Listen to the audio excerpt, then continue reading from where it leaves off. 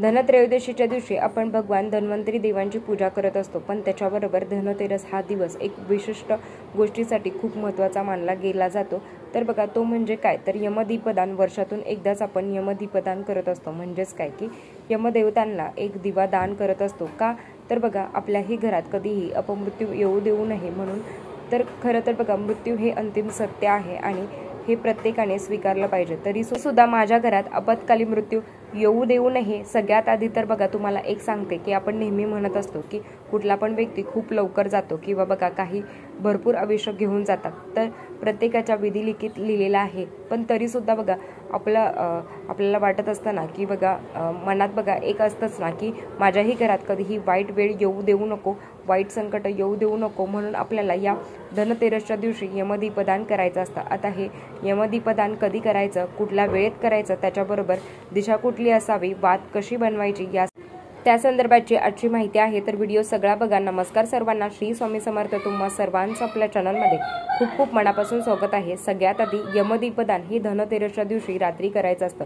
म्हणजे बघा रात्री म्हणजे संध्याकाळी अगदी तुमच्या घरातले उपस्थित जेव्हा असतील ना, कोणीतरी बघा 10 वाजता येतं तर तेव्हा तुम्ही करू शकता, कोणी 11 वाजता येणार असेल तर तेव्हा तुम्ही करू शकता। तर एवढंच आहे यमदीपदान। ज्यांना मासिक धर्म आहे ना, तर ज्यांना बघा सूतक आहे ना, तर त्यांना यमदीपदान करता येणार नाही। आणि अगदी ज्याला बघा मासिक धर्म असेल तर त्यांनी आपल्या घरातल्या व्यक्तीकडून बघा सांगून ज्या पद्धतीने व्हिडिओमध्ये सांगणार आहे ना, तर त्या पद्धतीने तुम्ही यमदीपदान करायचं आहे। यमदीपदान आणि एक मंत्र म्हणायचा असतो। खरं तर यमाचा दिवा आपण वर्षातून एकदाच लावत असतो आणि तो धनतेरसच्या दिवशीच लावायचा असतो। आता हे यमदीपदान का करतात आणि त्यामागची एक छोटीशी कथा आहे जी मी तुम्हाला सांगते। एकदा यमराजाने आपल्या दूतास प्रश्न विचारला, काय रे, आजपर्यंत अनेक लोकांचे प्राण तुम्ही हरण केले, पण हे करत असताना एकदा असा प्रसंग घडला की ज्यामुळे तुम्हाला खूप जास्त वाईट वाटले, तर तुम्हालाही दुःख झाले। तर थोडा विचार करून दूतने उत्तर दिले की हो, आठवतोय तो प्रसंग आम्हाला। धर्मराज म्हणाले, सांग बर।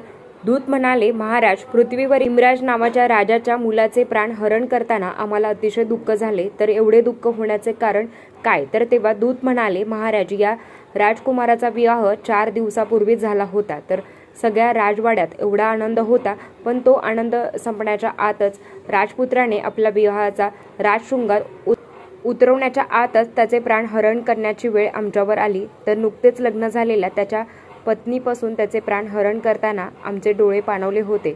तर त्याचे शोक पाहून आम्हालाही वाईट वाटू गेले। तर हा प्रसंग ऐकून यमराजालाही वाईट वाटले, तर त्याच्याही डोळ्यात पाणी आले। तर तोच दूत म्हणाला, महाराज, कृपया करा, पण यानंतर असा अपमृत्यूचा प्रसंग कोणावरही येऊ नये यासाठी काहीतरी करा। तेव्हा यमराज म्हणाले, ठीक आहे, जो कोणी त्रयोदशीला म्हणजेच धनतेरसला मला दीपदान देतील आणि आजपासून पुढचे 5 दिवस दीप उत्सव साजरी करतील, तर त्यांच्या कुटुंबावर कधीही अपमृत्यूचा प्रसंग येणार नाही। तेव्हापासून ही प्रथा आहे असं मानलं गेलं आहे। म्हणूनच बघा आपल्याला यमदीपदान करायचं आहे। आता हे यमदीपदान कसं करावं ते तुम्हाला सांगते। तर आपल्याला बघा यमाचा दिवा बनवायचा असतो, तर तेव्हा आपल्याला बघा कणिक भिजून घ्यायचे आहे। आणि आता बघा काही ठिकाणी इथे हळद टाकतात, म्हणजे जेव्हा आपण गव्हाचं पीठ भिजवतो तर तेव्हा हळद टाकतो। तर काही ठिकाणी फक्त बघा गव्हाचं पीठ आणि बघा पाणी आणि पीठ भिजवलं जातं। एवढंच आहे की तुम्ही बघा हळद टाका किंवा नका टाकू, पण बघा तुम्हाला मिठाचा वापर करायचा नाही। तर काही ठिकाणी असं आहे की बघा जेव्हा दिवा बनवत असतो ना, तर चौमुखी दिवा करायचा असतो। तर काही ठिकाणी बघा असं आहे की फक्त एकच मुखीच, म्हणजे बघा जी दिव्याची वात आहे ना, तर ती एकच असावी। पण काही ठिकाणी असं असतं की बघा 4ही मुखी दिवा लावला जातो। तर तुमच्याकडे जी पद्धत आहे ना, तर ती तुम्हाला करायची आहे।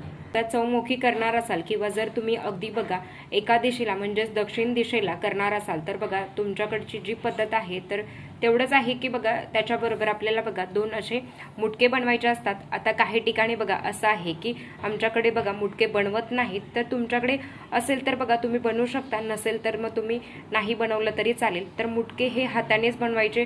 तर बऱ्याच वेळ बघा असं करतात की फक्त बघा असं करतात या पद्धतीने,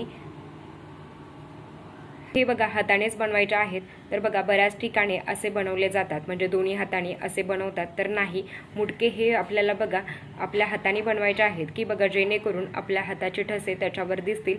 तर या पद्धतीने आता बघा हा दिवा तयार करून झाल्यावर जसं मी तुम्हाला सांगितलं, दिवाला जेव्हा बघा दिवा लावत असतो तर तेव्हा बघा 2 वाती मिळून एक वात आपण बनवत असतो. आपण जेव्हा बघा यमाला दिवा लावत असतो तर तेव्हा बघा आपल्याला एकच वात बनवायची असते. म्हणजेच काय की इथे बघा मी तुम्हाला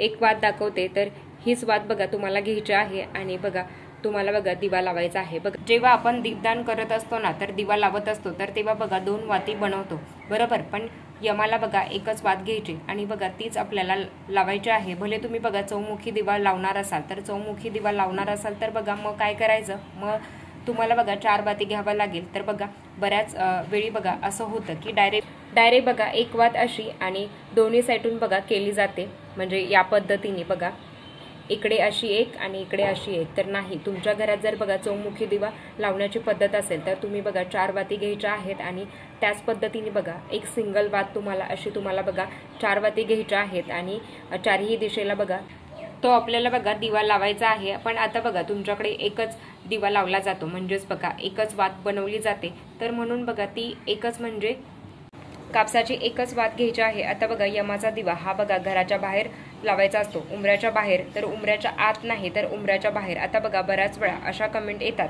की बघा ताई आमचं फ्लॅट सिस्टीममध्ये घर आहे तर मग आमच्या घराच्या बाहेर मग जागा नाही आहे, मग थोडी तरी बघा जागा बनवा की जेणेकरून तुम्हाला बघा थोडीशी जागा मिळेल आणि तिथे दिवा लावला जाईल. तर दुसऱ्यांच्या दारात बघा दिवा लावायचा नाही आहे. दीपदान करत असताना यमदीपदान करायचा आहे. तर हा जो दिवा आहे ना तर हा आपल्याला बघा यमदेवतेला दान करायचा असतो आणि अर्थात बघा तुम्ही कुठला पण दिवा जरी असेल तर तो तुम्हाला बघा डायरेक्ट त्याचा जमिनीला स्पर्श होणार नाही याची काळजी घ्यावी. मग तुम्ही कुठली पण बघा तुम्ही डिश ठेवू शकता, नाहीतर कुठल्याही धातूची तुम्ही बघा डिश ठेवू शकता. नाही तर मग तुम्ही बघा पिंपळाचं पान नागलीचं पान ठेवलं तरी चालेल. म्हणजेच बघा नागलीचं पान त्याच्यावर आपल्याला बघा तांदूळ ठेवायचे आहेत आणि नंतर बघा आपल्याला दिवा लावायचा आहे, म्हणजे दिवा ठेवायचा आहे या पद्धतीने. तर तेल कुठलं टाकायचं तर बघा तुमच्याकडे मोहरीचं तेल असेल तर ते तुम्ही टाकू शकता, तुमच्याकडे तिळीचं तेल असेल तर ते तुम्ही टाकू शकता, जे तुमच्या घरात उपलब्ध आहे ना तर ते तुम्ही टाकू शकता. आता ताई आमच्याकडे बघा मोहरीचं पण नाही आहे आणि तिळीचं पण नाही आहे, मग अशा वेळेस काय करावं. मग अशा वेळेस बघा तुमच्या घरात भाजीसाठी जे तुम्ही कुठलं पण तेल वापरताना तर ते तुम्हाला बघा वापरायचं आहे. तर शक्यतो बघा तिळीचं किंवा मोहरीचं तेल असावं तरी चालेल, पण नसेल तर मग अगदीच बघा काहीच हरकत नाही. मग आता हे करून झाल्यावर आपल्याला त्या दिव्याला गंध लावून घ्यायचा आहे.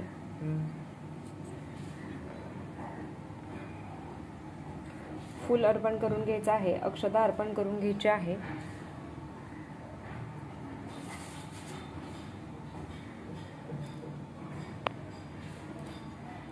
ओम यमदेवताय नमः, ओम यमदेवताय नमः या मंत्राचा मंत्रजप तुम्हाला करायचा आहे. तर बघा तुमच्या घरात जर मुटके मी केलेले आहेत, जर तुमच्याकडे करण्याची पद्धत नसेल तर तुम्ही ते नाही केले तरी चालेल, पण बघा बऱ्याच ठिकाणी केले जातात. आता हे करून झाल्यावर तर हा दिवा बघा असाच बघा घेऊन बाहेर जायचा आणि बाहेर प्रज्वलित करायचा. दिवा बघा डायरेक्ट उचलायचा आणि तो इथे ठेवायचा नाही, तर तो बाहेर जाऊन बघा तो प्रज्वलित करायचा आहे. तर याच्यात बघा कवड्या टाकल्या जातात, काही ठिकाणी बघा तांदूळ टाकले जातात, तर काही ठिकाणी बघा 1 रुपयाचा कॉईन टाकला जातो.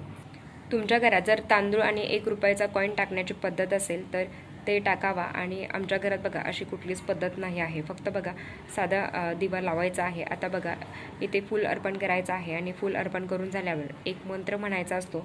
तर जो मंत्र तुम्हाला बघा मी सांगते, तर बघा आता हवा असणार आहे. तर दिवा म्हणजे बघा तेवत राहील असं नाही आहे. आता बघा दिवा शक्यतो आपल्याला बघा केव्हा लावायचा आहे तर हा तो संध्याकाळी लावावा. अगदी बघा धनतेरसची पूजा करून झाली की 7-7:30ला हा तुम्हाला बघा दिवा लावायचा आहे. तर दिवा घराच्या बाहेर दक्षिण दिशेला तोंड करायचं आहे आणि ही जी वात आहे ना तर ही बघा दक्षिण दिशेला करा. मग तुम्ही बघा तुमच्या उजव्या बाजूला पण तुम्ही लावू शकता किंवा बघा डाव्या बाजूला जिथे घराच्या बाहेर जागा आहे ना. तर एवढंच आहे की बघा याची दिशा ही दक्षिण दिशेला असली पाहिजे आणि बघा आपलं तोंड सुद्धा बघा दक्षिण दिशेलाच आलं पाहिजे. आता चौमुखी जेव्हा तुम्ही दिवा लावणार ना तर तुम्ही अर्थात बघा तो चौमुखीचं तोंड हे बघा म्हणजेच आता चारही दिशेला दिवा असणार आहे. मग एवढंच आहे की घराच्या बाहेर दक्षिण दिशेला तुम्हाला हा दिवा लावायचा. आपल्या घराच्या बाहेर दक्षिण दिशेला चौमुखी दिवा आपल्या घराच्या बाहेर दक्षिण दिशेला लावायचा आणि बघा असा जो सिंगल वातीचा दिवा आहे ना तर तो एकाच दिशेने म्हणजे जो दिवा असणार आहे ना तर तो तुम्हाला बघा तुमच्या घराच्या बाहेर या दिव्याची वात ही दक्षिण दिशेला आली पाहिजे या पद्धतीने। तर हा तुम्हाला बघा दिवा लावायचा आहे। आता बघा हा दिवा लावल्यानंतर एक मंत्र तर तुम्हाला आता बघा हा दिवा लावल्यानंतर एक मंत्र तुम्हाला म्हणायचा आहे। तर तो मंत्र मी तुम्हाला डिस्क्रिप्शन बॉक्समध्ये बघा देते। तर मृत्यूना दंडपाशाभ्य कालेय शामयसह त्रयोदशा दीपदानात सूर्या प्रियंता मम। तर हा मंत्र तुम्हाला एकदा म्हणायचा आहे। तर प्रार्थना आपल्याला बघा करायची आहे। दक्षिण दिशा ही यमाची मानली गेली आहे। यमधर्मराज हे मृत्यूंचे देवता आहे। तर या दिवशी आपण जेव्हा देवांची पूजा करत असतो त्याच्याबरोबर आपण यमदेवतांची जेव्हा पूजा करत असतो तर तेव्हा बघा आपल्या घरात ही अकाल मृत्यू होत नाही असं म्हटलं गेलं आहे। आता हे करून झाल्यावर आता प्रत्येकाचे मिस्टर 7 वाजता येतील असं नाही आहे। त्याच्यापेक्षा आपल्याला माहिती असतं की आपल्या घरात बघा 9 वाजता सगळेजण येणार आहेत। मग याच्या अशा वेळी काय करायचं तेव्हा बघा दिवा लावायचा की जेणेकरून बघा सगळ्यांचं दर्शन होईल। मग अगेन जर बघा एखाद्याचे मिस्टर जर रात्री 12 वाजता येणार असेल मग त्यांनी काय करावं तर त्यांनी दिवा बघा लावून घ्यायचा आहे आणि भरपूर असं बघा तेल टाकायचं आहे। अगदी तो शांत जरी झाला तर या दिवशी बघा प्रत्येकाने घरातल्या प्रत्येकाने या दिव्याचं दर्शन घ्यायचं असतं आणि बघा त्या प्रत्येकाने हा बघा मंत्र म्हणायचा असतो। तर अर्थात जे लहान मुलं आहेत ना तर त्यांनी फक्त बघा दर्शन घ्यावं आणि जे मोठे आहेत ना तर त्यांनी प्रत्येकाने एकदा तरी हा मंत्र म्हणावा। समजा बघा तुमचे पती आहेत आणि जर ते खूपच लेट आले आणि जर बघा दिवा समजा शांत झाला की नाही आता बघा दिवा शांत झालेला आहे मग तो काही बघा परत तुम्ही लावण्याचा प्रयत्न करू नका। कारण बघा हवा इतकी असणार आहे शक्यतो आपण बघा काळजी घ्यावी आणि तुम्ही बघा त्याच्यावर मग तुम्ही मोठी काच सुद्धा ठेवू शकता हरकत नाही की जेणेकरून बघा सगळे घरातले येतील आणि त्याचं सुद्धा बघा दर्शन घेतील। आपण यमदेवाला केलेलं दान आहे म्हणून बघा सांगते तर हा दिवा अगदी बघा 9ला जरी तुम्ही लावला धनतेरसच्या दिवशी 10ला जरी तुम्ही लावला तरी चालेल आणि पण प्रत्येकाने याचं दर्शन घेतलं जाईल तर याची काळजी घ्यावी। आणि अर्थात जेव्हा बघा प्रार्थना करत असतो ना तर तेव्हा आपण बघा आपल्या सहकुटुंबासाठी प्रार्थना करत असतो म्हणून आपण जेव्हा प्रार्थना करणार आहोत तर तेव्हा सगळ्यांसाठी करणार आहोत। आता या दिव्याचं काय करायचं बघा दुसऱ्या दिवशी रविवारी हा दिवा डायरेक्ट बघा उचलायचा फुलासहित आणि तुमच्या डस्टबिनमध्ये बघा तुम्ही टाकू शकता। अर्थात आपण बघा लवकर उठणारच आहोत तर 7-7:30 वाजता आणि आता हा दिवा तुम्ही बघा उचलायचा आहे आणि हा दिवा बघा यमाचा दिवा गाईला खाऊ घालू नका। तर हा दिवा तुम्हाला बघा डस्टबिनमध्ये तुम्ही टाकायचा आहे। तर या पद्धतीने आपल्याला बघा दीपदान करायचं आहे। हा दान केलेला आहे म्हणून जर तुम्ही अगदी बघा तो शांत झालात आणि जर मग नंतर बघा कोण आलं मग त्याच्यासाठी मग तो परत बघा दिवा काही तुम्ही लावू नका आणि एकदा झालं आणि मग तुम्ही बघा सगळ्यांसाठी प्रार्थना केलेली आहे अगदीच तो बघा शांत झाला तर बघा घाबरू नका। तर प्रत्येकाने प्रार्थना केलेली आहे तर याच पद्धतीने आपल्याला बघा यमदीपदान करायचं आहे। तर प्रत्येकाने आपापल्या घरात यथाशक्ती बघा या पद्धतीने दीपदान करायचं आहे। तुम्ही धनतेरस साजरी करताना तर त्याच्यानंतर हा उपाय ही सेवा करायला विसरू नका कारण बघा यमराजाची सेवा ही वर्षातून एकदाच केली जाते। तर ते पण बघा धनतेरसच्या दिवशी हे सगळं करत असताना ओम यमदेवताय नमः ओम यमदेवताय नमः या मंत्राचा मंत्रजप तुम्हाला करायचा आहे। तर चला आजच्यासाठी इतकंच। आजचा व्हिडिओ इथेच थांबवते। आवडला असेल तर लाईक शेअर सबस्क्राईब परत भेटूया अशाच नवीन व्हिडिओ सोबत। तोपर्यंत धन्यवाद। श्री स्वामी समर्थ।